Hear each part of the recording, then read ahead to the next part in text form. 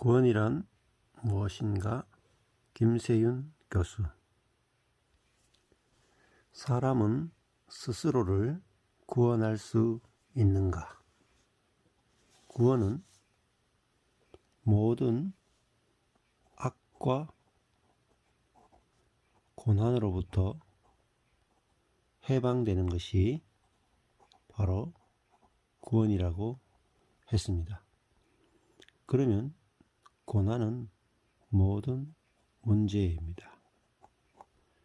모든 죄. 사람은 스스로를 모든 죄와 문제로부터 구원할 수 있을까요?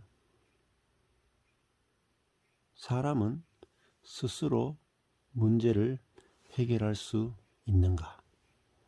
사람은 스스로 죄를 이길 수 있는가? 같은 질문입니다. 죄에는 두 가지 죄가 있다고 했습니다. 원죄와 실행죄입니다.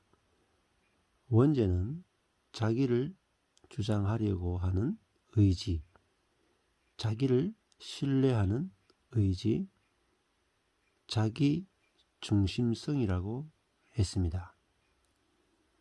사람은 이 원죄의 지배 아래 있습니다. 자연인들이죠. 자기를 하나님으로부터 닫아버리는 것이 원죄라면 원죄의 결과로 나타나는 현상, 곧 열매로서의 죄가 실행죄라고 했습니다.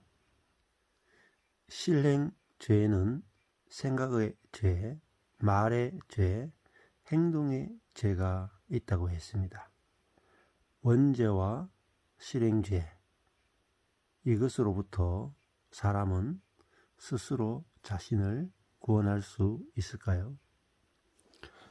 죄가 있는 곳에는, 원죄와 실행죄가 있는 곳에는 항상 죽음의 요소가 따라다닙니다.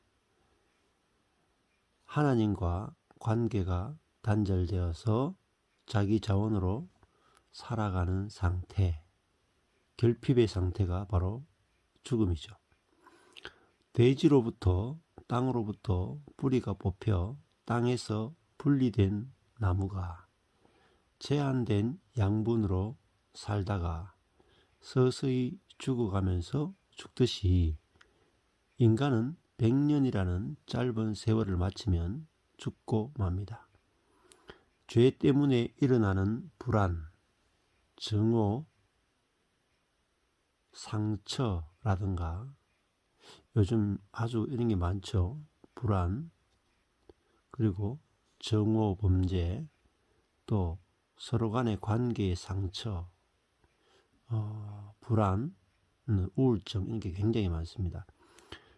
서로 싸우고 또 죽이고 하는 모든 악과 고난은 죽음의 그림자라고 볼 수 있습니다. 이것들은 다 악과 고난인데 이것들은 죽음의 그림자입니다.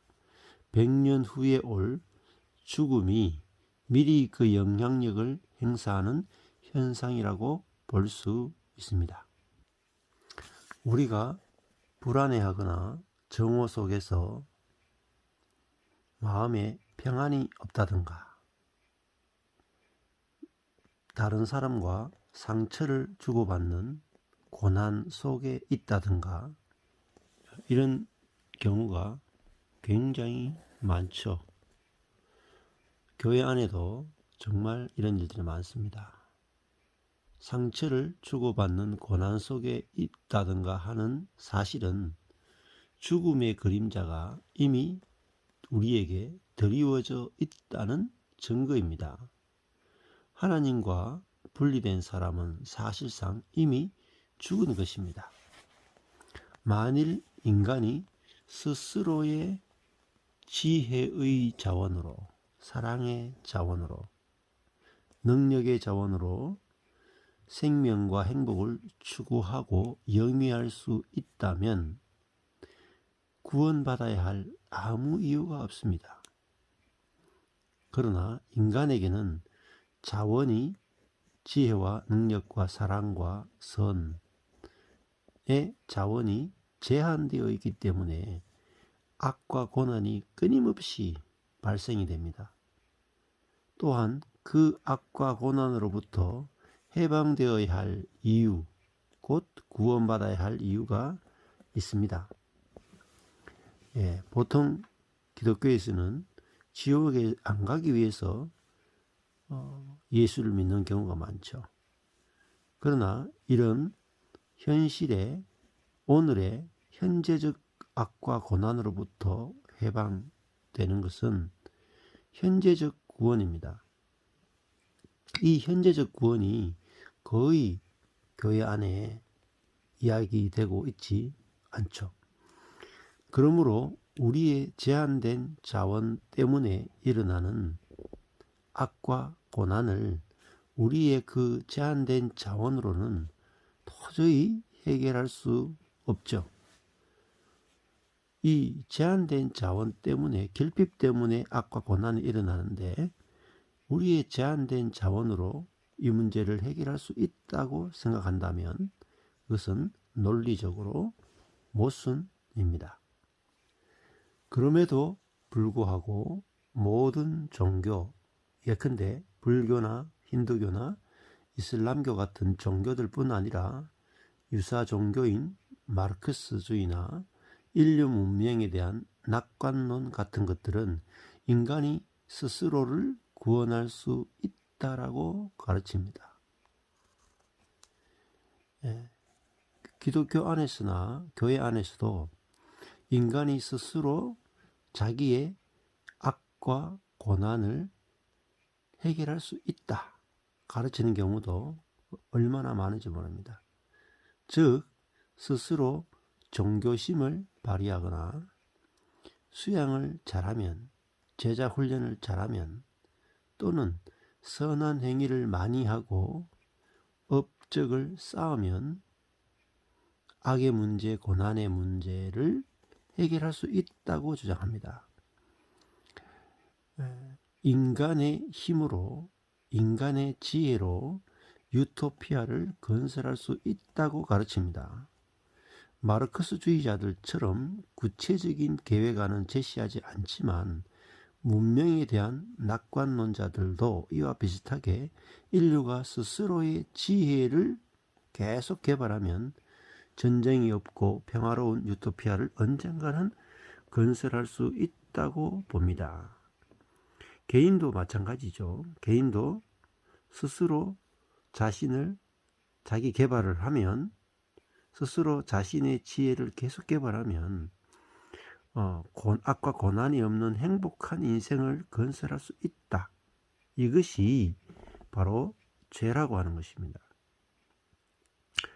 자, 이러한 문명 낙관주의, 인생 낙관주의는 계몽주의 이후 19세기에 자유주의에서 절정을 이루었습니다.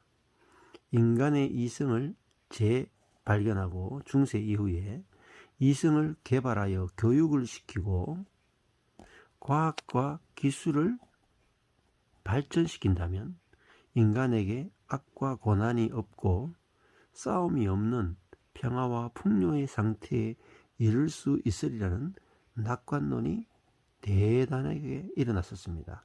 그것이 바로 1900년쯤이었죠.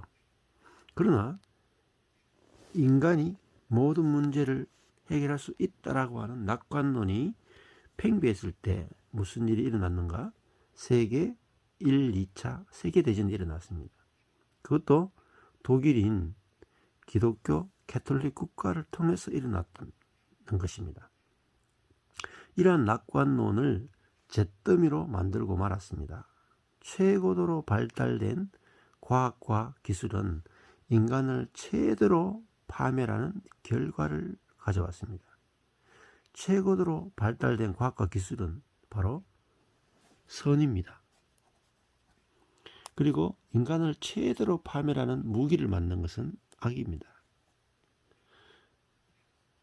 하나님을 떠난 인간은 선을 추구하지만 동시적으로 악이 발생하게 됩니다. 왜냐하면 그 사람이 하나님처럼 되어버린 사람이니까 선과 악이 항상 같이 오는 것입니다. 그래서 이것이 바로 선악의 열매입니다. 바로 인간의 개발된 지성 혹은 인간의 개발된 지혜가 인류 역사에서 일찍 보지 못한 죄악을 초래했습니다. 두 세계대전은 인간의 이성 개발의 한계를 극명하게 드러내고 말았고, 인간의 근본 문제인 악과 고난을 이성의 개발로서는, 인간의 지혜로서는 해결할 수 없다는 사실을 가르쳐 주었습니다. 개인도 자신의 지혜를 개발한다고 해서 개인의 문제가 온전하게 해결될 수 없다라고 하는 교훈이죠. 그 이후 신학자들은 죄에 대해 더 진지하게 생각하게 되었습니다. 그리고 종말론에 대해 더 새롭게 생각하게 되었습니다. 단순히 인간의 실행죄가 아니라 원죄를 생각하게 되었다는 것입니다. 문명 낙관론은 금지 건물입니다. 이와 같은 사상적인 변천에도 불구하고 오늘날도 문명의 발달에 대해 낙관하는 사람들이 많습니다. 인간이 가진 지혜와 이성과 힘으로 언젠가는 모든 악과 고난에서 인간을 해방시킬 수 있으리라 생각하는 사람들이 있습니다.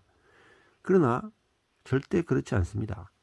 만일 인간이 스스로를 구원할 수 있다면, 인간이 자신의 악과 고난의 문제를 스스로 해결할 수 있다면 근본적으로 인간에게는 애초부터 구원받아야 할 이유가 없었을 것입니다. 왜냐하면 우리 인간이 가지고 있는 자원이 완전할 때에만 스스로를 구원할 수 있기 때문입니다. 우리가 가진 자원이 제한되어 있음으로 인해서 저절로 발생하게 되는 악과 고난의 문제를 그 제한된 인간의 지혜와 능력과 자원으로 해결할 수 있다는 것은 논리적인 모순입니다. 그렇기 때문에 인간의 내재된 힘으로, 지혜로 이루어지는 것이 아니라 인간 밖에 있고 우주 밖에 있는 하나님으로부터만 올 수 있습니다. 우리 밖에서 엑스트라노스, 우리를 위해서 프로노비스, 우리 밖에서 온다는 거죠. 우리를 위해서 오는 구원의 힘이 와야 합니다. 우리 밖의 무한한 힘을 가진 초월자, 창조주 하나님으로부터 우리를 위해서 오는 것이야만, 즉 오직 은혜로 올 때 우리 인간에게 구원이 이루어집니다.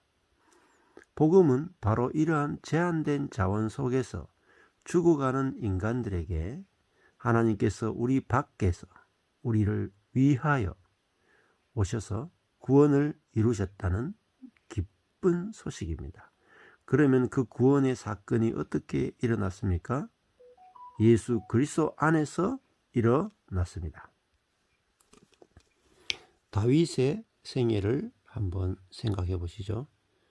다윗은 사무엘에게 기름 부음을 받은 후 사울 왕의 사위가 되었지만, 사울 왕이 다윗을 시기해서 죽이려고 했습니다. 그래서 다윗은 사울 왕의 핍박을 피해서 늘 도망을 다녔습니다. 어린 다윗이 사울 왕의 군대와 싸울 수도 없고 늘 도망 다닐 때 다윗의 지혜와 능력으로는 그 고난의 문제를 해결할 수가 없었습니다. 그래서 다윗은 자신의 지혜의 한계, 능력의 한계를 절감하고 그 고난 중에서 하나님의 지혜와 하나님의 능력을 의존하지 않을 수가 없었습니다. 그래서 그 하나님의 무한하신 능력과 지혜와 사랑에 의존했을 때는 다윗은 사울을 죽일 기회가 있었지만 죽이지 않게 되었습니다. 즉 악을 이길 수 있었다는 것입니다. 고난도 이길 수 있었고 악도 이길 수 있었습니다. 그러나 다윗이 왕이 되어서 평온한 상태가 되어서 더 이상 하나님의 사랑과 지혜와 능력을 의존하지 않아도 되는 상태에 갔을 때에는 즉시 악을 이길 수가 없었습니다. 정욕이 그를 사로잡아서 바세바와 간음을 하게 됩니다.